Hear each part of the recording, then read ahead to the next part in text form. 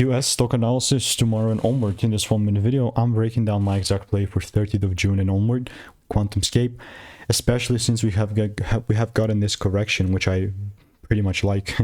I'm looking to just double down on this even more. Having done well over 42,000 videos over 5 years, I've personally seen what's printing me money and what's not.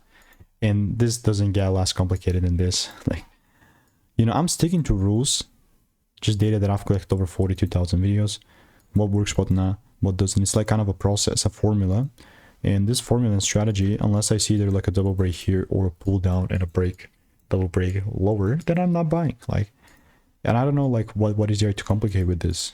There's really nothing. You know what I mean? So I'll continue to keep you updated. This is not financial advice. And if you want the sauce that's taken me 5 years to learn, which you don't have to, right? Just click the link in the description, get it. See you in the next one. Goodbye.